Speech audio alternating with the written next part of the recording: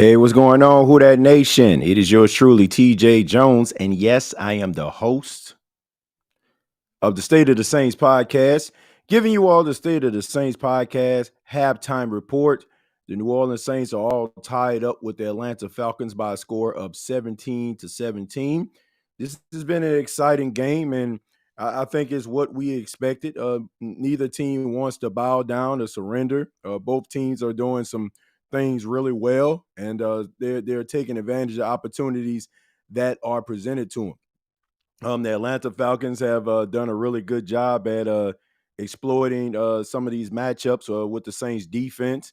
A lot of blown plays, very uncharacteristic, a little bit of the defense. A couple blown plays have set up big moments for the Atlanta Falcons. You got to give credit what credit is due. Desmond Ritter is playing really well in this game.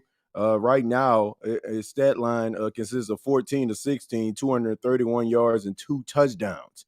So Desmond Ritter, who wasn't even supposed to be playing in this game, it was supposed to be Taylor Heineke, but he's out there wheeling and dealing and really carving up the Saints defense, which is a surprise to me, especially the fact that this is a quarterback that got benched 3 times, throughout the season. But hey, we were told at the beginning of the show, or beginning of the day rather, that Dennis Allen is not the problem. But hey, but all in all, the New Orleans Saints they look pretty good, man. A really good balanced attack here, and this is something I've been alluding to from the Saints offense. Having Derek Carr as your quarterback, you shouldn't look at him as the savior of your franchise, a guy that's going to be out there winning you games by throwing the football.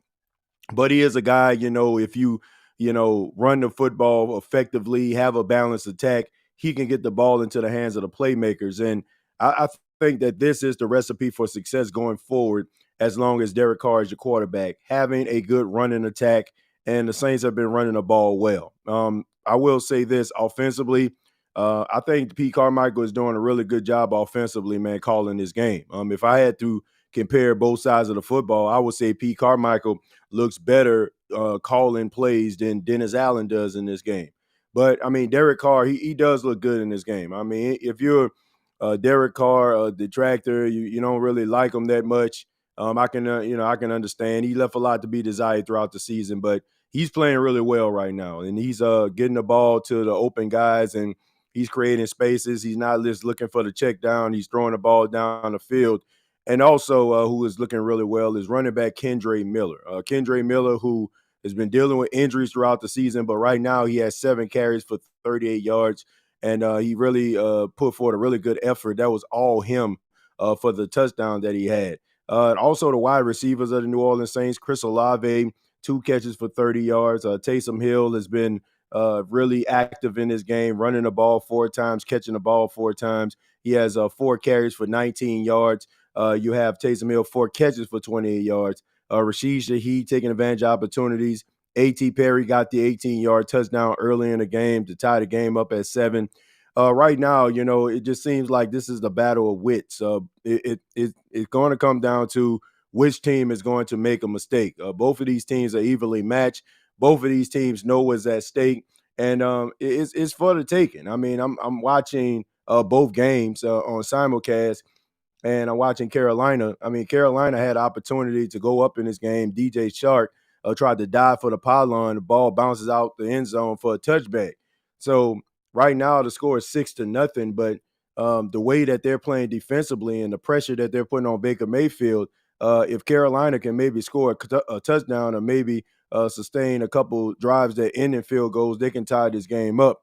But the Saints only can control what they can control. And you got to make sure that you're not making those mistakes and all these blown coverages. Look, I can respect guys that are trying to attack the ball, trying to get an interception. But with Alante Taylor, when you don't have any safety help or anybody behind you, you can't go for that pass, man. You can't jump in front of the pass unless you know for a fact that you're going to come away with it. But you're diving, launching forward, like that's not going to work, man. And Bijan ended up hitting his head on the goalpost. But all in all, I think that this has been a really good game. Both teams have come in, relatively prepared. I think in the second half, in my opinion, I think that the Saints need to go with Kendra Miller over Jamal Williams. Look, this Jamal Williams experiment just has not been working. Look, I don't know how much his hamstring is bothering him. I don't know, if he's dealing with some type of injury we don't know about. But Jamal Williams does not look good in this game. I mean, he looks terrible. He's averaging about 1.3 yards a carry. He's basically leaning forward, gets stonewalled as soon as he touched the ball. And honestly, man, the vision is not good. There was a couple plays where I seen he could have got at least 3 or 4 yards, but he's steady putting his head down, and he's not going to make anybody miss. So to me, maybe you need to go with Mims or and Miller down the stretch. And not to mention that play on a 3rd and 4 by the red zone, he just completely whiffed on attack on Calais Campbell. Like, how do you whiff on a guy who is about 6'8", 300 pounds? Like, this guy is about as big of a target as you can find. But Jamal Williams, this has not been a good game for him, all in all. But offensively, I think the Saints have done some really good things. And to me, I don't think that the game plan, they should shy away from it. I think they should run the ball a little bit more effectively, and I think they need to use Kendra Miller a little bit more. And also, I think they need to get a little bit of more pressure, or find ways to get pressure on Desmond Ridder. I mean, you got to give credit to the offensive line of the Atlanta Falcons. I mean, they're pretty good, but come on, man, can we at least get this dude off his spot? I mean, he has all three to throw the football, and that's not a good thing. Let's see. Let me go ahead and read some of your comments here. Let me stroll up and stop. It says DeMarco, Cam, Jordan, Matthew are too old, man. Look, I'm gonna be honest with you. I know you're talking about DeMario, Cam, Jordan, but they're not the reason why the Saints losing this football game. They're not the reason. They're like they. I mean, it's been a lot of blown coverages and stuff like that in this game. It has nothing to do with DeMario Davis, Cam Jordan, and Tyrann Mathieu. What I see from DeMario Davis, I see him tackling B. John Robinson in the backfield. Cam Jordan snaps have been kind of taking a little bit of a dip due to his ankle injury. So you've been seeing like more other guys on the field. And Tyrann Mathieu, as far as I'm concerned, man, I mean, he's out there making tackles. So I mean, they're not the reason why these guys are losing. Like, I think they're playing relatively well, especially DeMario. I see him flying all over the field. It says he always played well against the Saints. NFC South coming down to the wire. Dude got a perfect passer rating. I mean, that's the most head scratching thing to me. But I was told at the beginning of the day that Dennis Allen isn't the issue. But every single week, it seems like the most mediocre quarterbacks makes Dennis Allen defense look silly out there. Like, this guy got benched 3 times. 3. But I digress. That goes to show you DA can't prepare a team.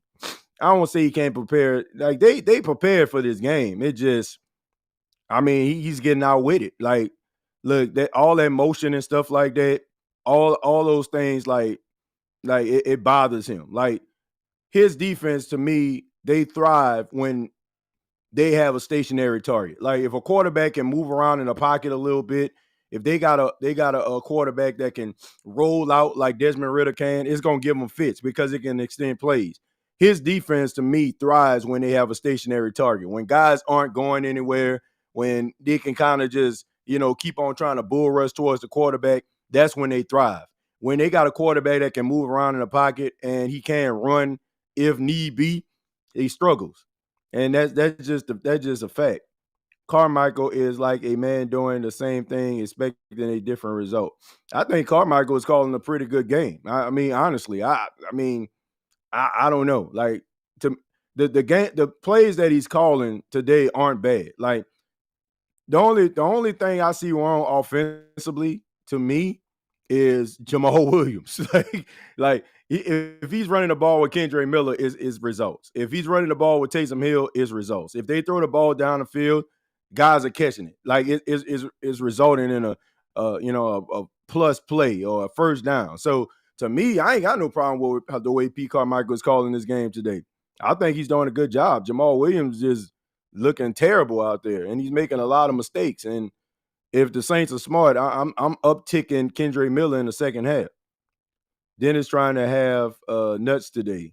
Well, yeah, I mean, look, he's trying to, he's trying to, win his football game. So hopefully they can. TJ, the last play call was dumb. Which play call we talking about? No, it wasn't dumb. No, it wasn't. Nah, no, that play wasn't dumb. If you look at like if we talking about that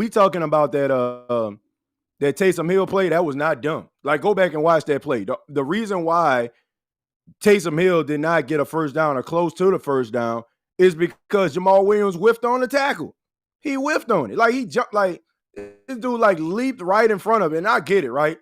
I get the fact that, you know what I'm saying, he tried to, block outside in order for Taysom, in order for him to get around, as if he ran in the front the way that Taysom was positioned, maybe a trip over him, but that dude completely whiffed on that tackle. If he didn't whiff on that with Calais Campbell, Taysom Hill probably would have got the first down or probably was like a yard short. That was not a bad play.